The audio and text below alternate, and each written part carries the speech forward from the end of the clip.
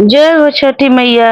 अगर मेरा भजन आपको अच्छा लगे तो प्लीज लाइक और सब्सक्राइब जरूर करें।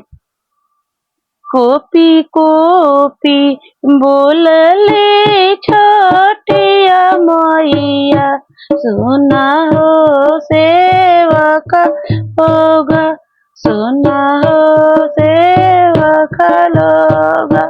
मोरा घाटे डूबिया जो नामी गईले, मकरी बसेला लिहले, मकरी बसेली ले।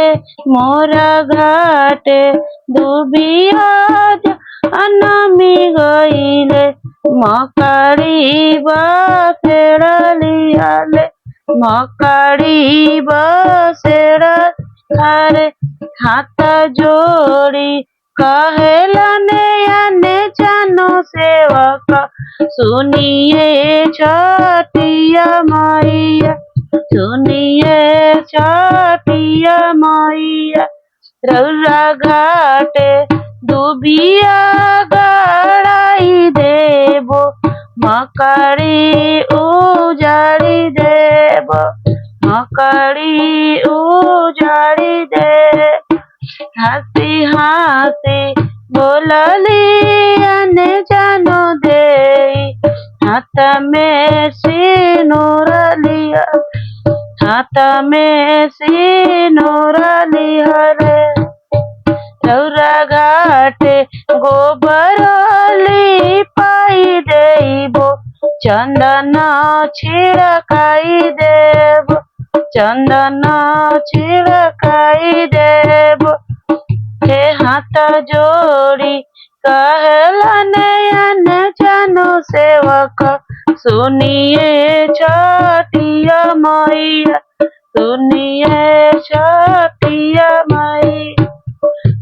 रौरा घाटे डूबिया गड़ाई देबो, मकरी उजाड़ी देबो, मकरी उजाड़ी देबो।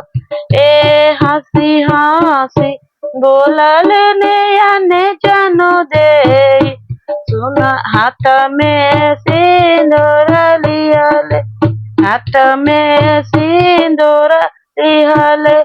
रौरा घाटे चांदनी तानाई देबो, कोसिया भराई देबो, कोसिया भराई दे। ए हाथ जोड़ी कहलने आने जानो सेवक, सुनिए छठिया मैया, सुनिए छठिया मैया। रौरा घाटे डूबिया गड़ाई देबो, मकड़ी उजाड़ी देबो, मकड़ी उजाड़ी देबो।